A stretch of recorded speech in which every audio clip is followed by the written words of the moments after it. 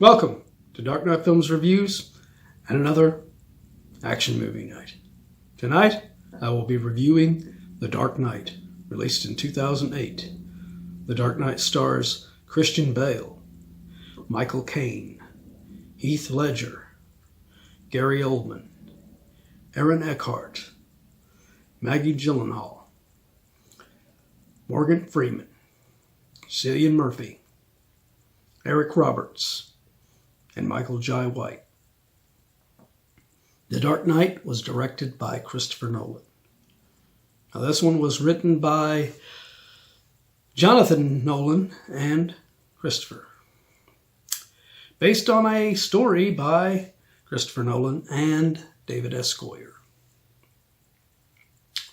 Now, if you've seen my review of Batman Begins, you already know that I adored that film. I think that film is a great Batman film.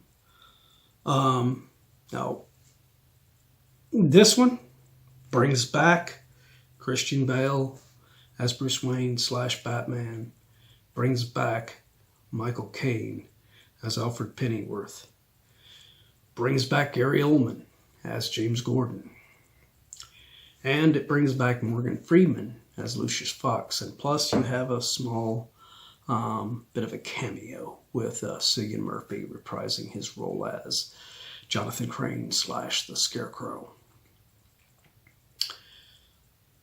But it adds great performance by Heath Ledger as the Joker and Aaron Eckhart as Harvey Dent / Two-Face. Now, the reason I can accept Aaron Eckhart as Harvey Dent / Two-Face is, unlike Batman Forever, this film is not connected to the Tim Burton film in the least, at all. So, it doesn't matter. I mean, Nolan can go with whoever he wants in that role for this. Unlike the way they did with Batman Forever, where they went from Billy D. Williams playing Harvey Dent, and then all of a sudden he's Two-Face in Batman Forever, and he's played by Tommy Lee Jones, which is like, what? That doesn't work, But yes, great casting. Aaron Eckhart, fine actor, always good in anything that I've seen him in. And Heath Ledger, incredible as the Joker in here. And his same way. I'm not comparing him to Jack Nicholson's Joker because it's a different universe. This is a different story with the Batman character and the Joker character and everything. So, and I think Nolan does a really good job with a lot of this film. He advances forward Christian Bale's character of Bruce Wayne / Batman. He gives Michael Caine's Alfred Pennyworth a little bit more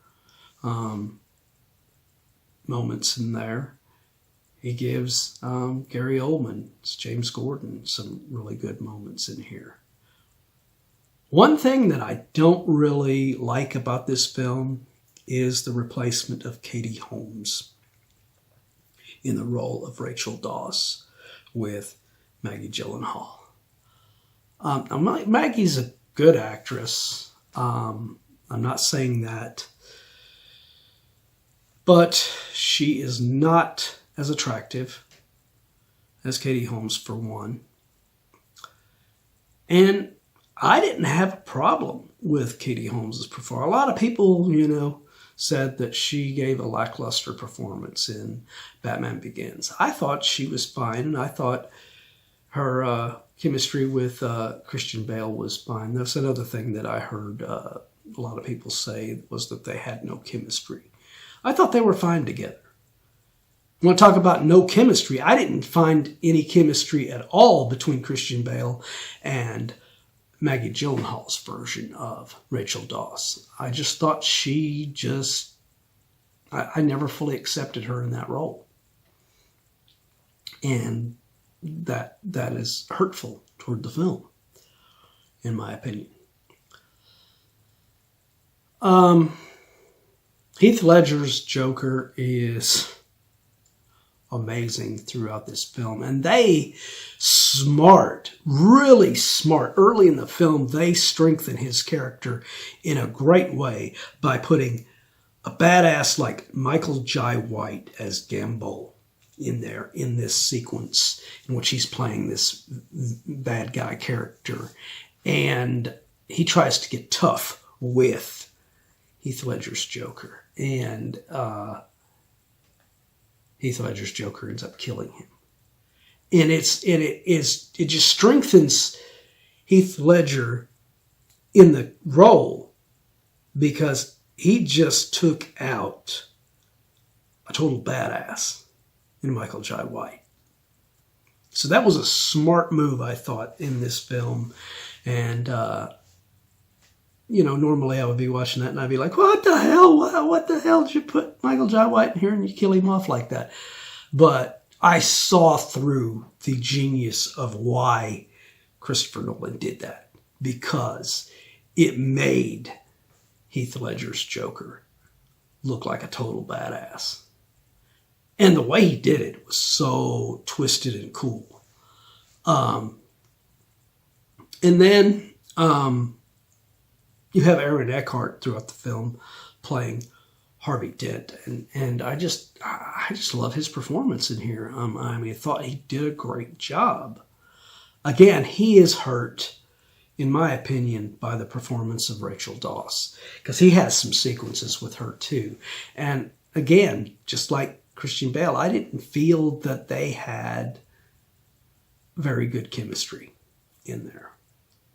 I just wish that they would have just stuck with Katie Holmes in that role, and I think this film would have been better off for it. But I'm not going to beat a dead horse on that one anymore. I'm going to move on to my major issues with this film, other than Maggie Gyllenhaal's Rachel. This film was great from, a story standpoint all the way through it, until the very end when Heath Ledger's Joker is basically, instead of being, just dispatched and ended up being, kind of killed, similar to the way Jack Nicholson's Joker was at the end of Batman.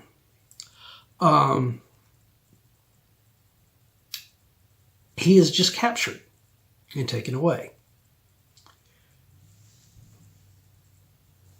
And then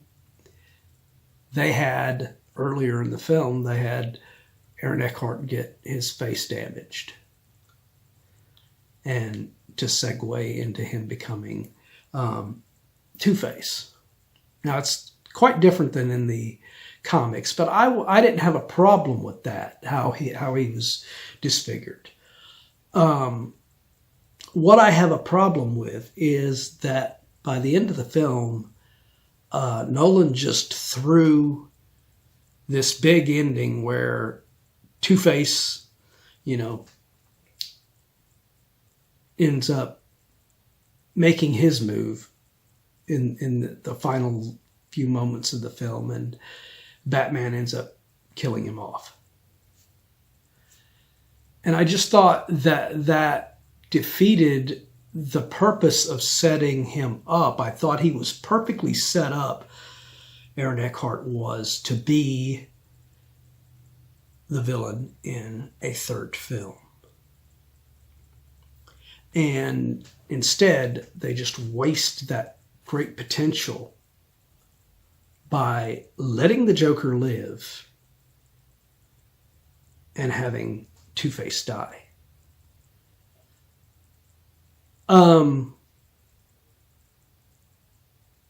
And I know they couldn't have foreseen that Ledger was going to die. So they kept the Joker alive. But had they not rushed that ending and they had just killed the Joker character off by the end, have this big finale with him against Batman, and then Batman is forced to kill him. And I could see why Batman would be forced to kill him, because Heath Ledger was a completely psychotic, insane version of the Joker that, you know, just capturing him and taking him to Arkham Asylum doesn't fit for that character. He was a version of the character that should have been, Batman should have been forced to resort to having to kill him. Instead, they do that with Harvey Dent / Two-Face, which I think was a huge mistake in this film, because, like I said, Aaron Eckhart's Harvey Dent / Two-Face could have been the main villain in a third film. And it's just a waste of great potential there, because the setup was perfect early in the film. And the ending was very rushed, in my opinion. So, my final review of The Dark Knight from 2008. I am going to give this film a 9.2 out of 10. For all of its flaws, the ending and the recasting of the Rachel Dawes character, it is still an excellent Batman film. And it's well acted, everything, you know, with the exception of the Rachel Dawes character. I didn't think she was that well acted, in my opinion. I know I'm probably on an island on that one, but but what do you guys think? Do you agree with my review? Do you disagree? Let me know in those comments down below. And as usual, if you enjoyed this video, do not forget to like, share, and subscribe. And don't forget to click that bell icon so you can be notified about future videos just like this one. And while you're by the subscribe button, click that join button and become a Dark Knight fan. Well, that's it for another action movie night. If you missed last week's action movie night, check out the link above to get caught up on that one. And if you've missed any other videos, check out this down here where you can watch a playlist of any of our action movie nights that you have missed.